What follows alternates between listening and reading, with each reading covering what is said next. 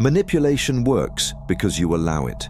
The world does not control you, you surrender to control. The mind is either your fortress or your prison. There is no manipulation without consent. But here's the paradox. Most people don't even realize they have given consent. They assume they are being controlled by others, by the media, by authority, by circumstances. Yet the real manipulator hides in plain sight. It is the unconscious mind that chooses to believe without questioning, to obey without awareness, to follow without thought. Manipulation is not an external force, it is an internal blindness. If manipulation was truly external, then everyone would fall victim to it in the same way. Yet some remain untouched, immune to deception. Why? Because manipulation only works where there is ignorance, when you let someone else define your reality. Your mind is the architect of reality. Every thought, every belief, every choice shapes the world you live in.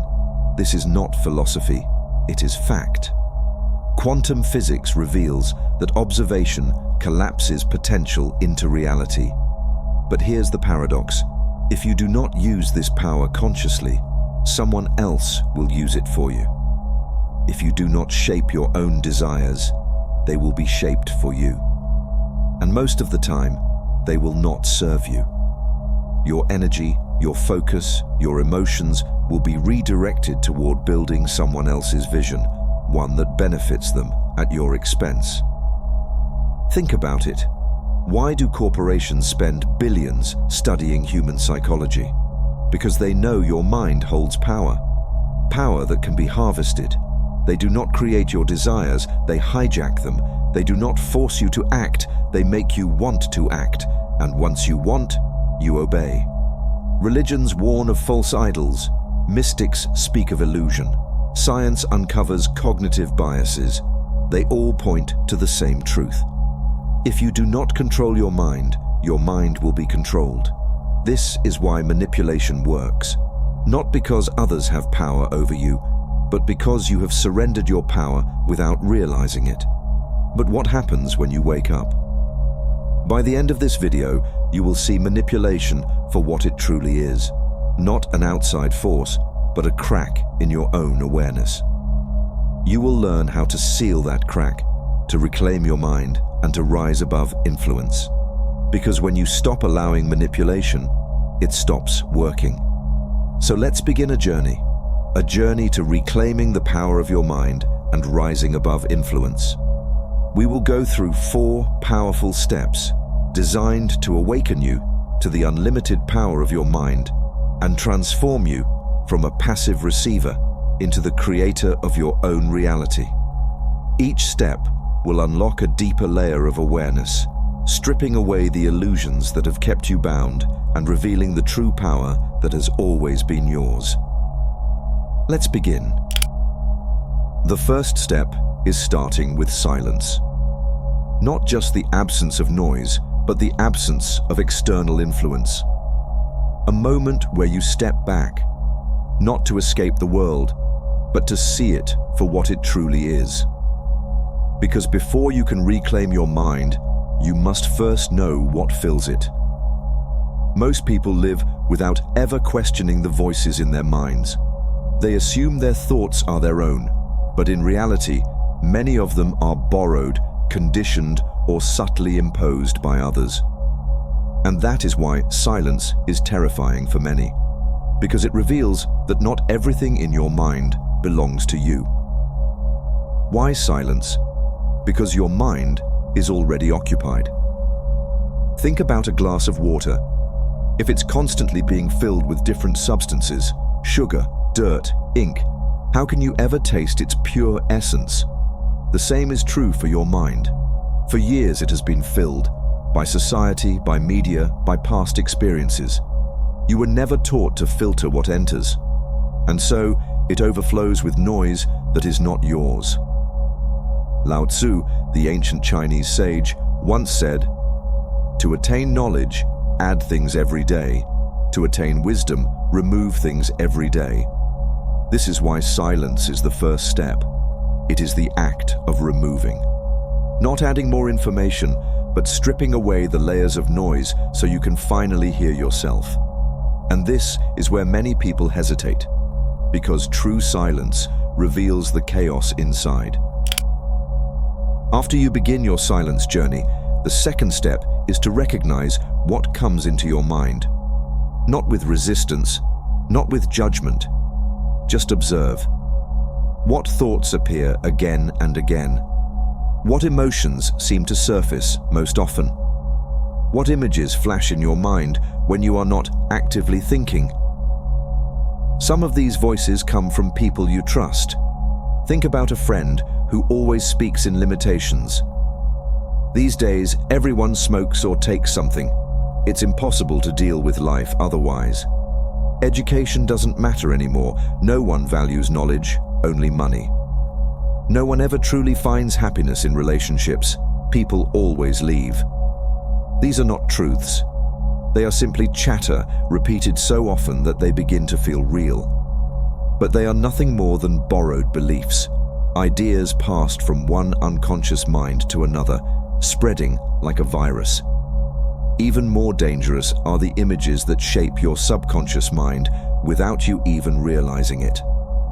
The movies that glorify weakness, mediocrity, or suffering, making you think this is the natural state of life.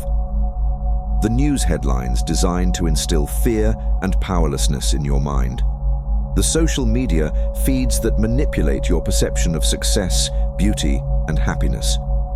In psychology, this is called priming, where repeated exposure to certain images, words, or ideas subtly programs your mind to think in a particular way. The Torah warns of this when it says, "Do not follow the majority to do evil." And the Quran states, "Indeed, the hearing, the sight, and the heart, each of those will be questioned." What you consume mentally shapes your destiny. Once you recognize these streams, you gain a choice: to continue feeding them and let them control your mind, or to break free and reclaim the space of your own consciousness. And that choice is where true power begins. The pain of awakening is the beginning of power. Observing these voices can be painful.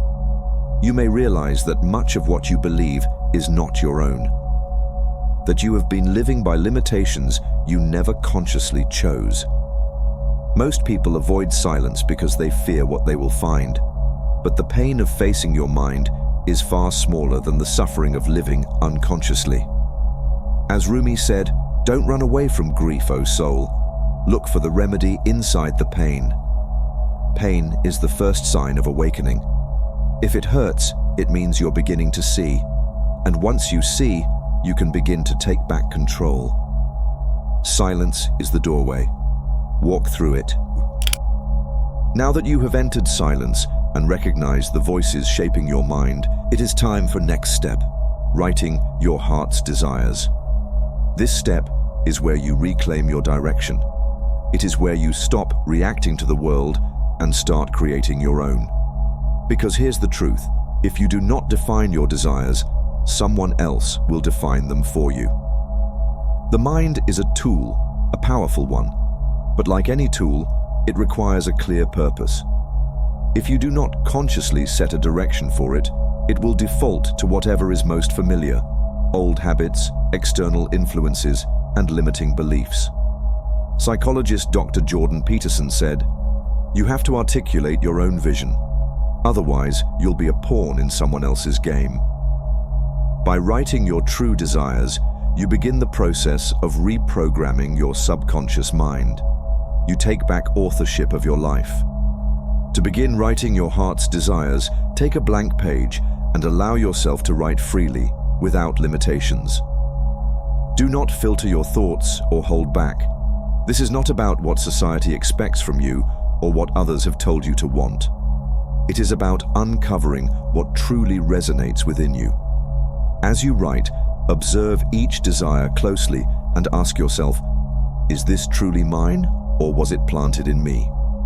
If a desire is rooted in fear, social conditioning, or external validation, recognize that it does not belong to you.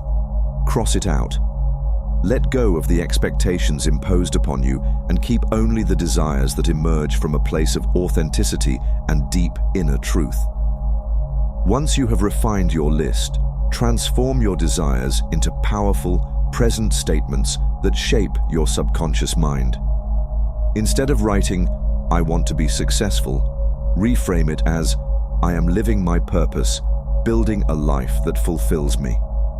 Your mind responds to certainty, and the way you phrase your desires determines how you internalize them.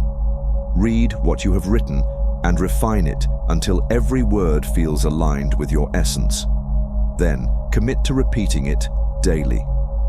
The subconscious mind is shaped by repetition, and the more you reinforce your true desires, the more they become the guiding force of your reality. This is not just an exercise, it is a declaration of self-ownership, a conscious shift in reclaiming the direction of your life. The Quran says, "Indeed, Allah does not change the condition of a people until they change what is in themselves." This is a law of consciousness. Your external reality is a reflection of your internal world. Change the script inside, and the world around you will shift. Carl Jung understood this when he said, "Your vision will become clear only when you look into your own heart. Who looks outside dreams, who looks inside awakens." By writing your desires, you are no longer looking outside for direction. You are looking inside, where the real power has always been. This is the moment where you take control of your mind.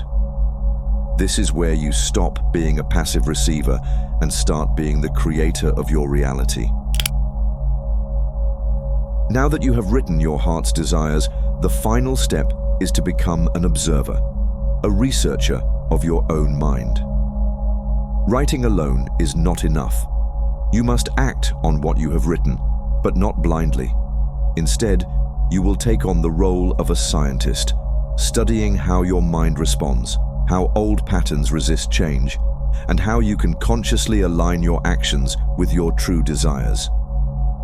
Every day, as you move through life, watch how your mind interacts with reality. When you take action, ask yourself, is this aligned with my true desires, or am I acting out of habit and conditioning? Notice the inner resistance, the moments when doubt creeps in, when limiting beliefs whisper their old lies. This is where true transformation happens. If a thought contradicts what you have written as your truth, question it, challenge it. Do not accept it passively. If your mind starts to feed you old narratives, "You're not good enough," "This is impossible," "People like you don't succeed," do not react emotionally. Instead, observe it like a researcher studying a foreign object. Where did this thought come from? Is it truly yours, or is it an echo from the past? Once you begin to observe, you will notice a shift. Your mind starts to work for you instead of against you. When you consciously align your actions with your true desires, the mind recognizes the pattern and begins to reinforce it. This is neuroplasticity in action, the rewiring of the brain. Repetition of conscious choices weakens the old neural pathways of limiting beliefs and strengthens the ones aligned with your true self. Guidance comes when you seek it, not outside, but within. You are teaching your mind a new reality. The Talmud says, "We do not see things as they are, we see things as we are." This means that as you shift internally, your perception of the world shifts with you.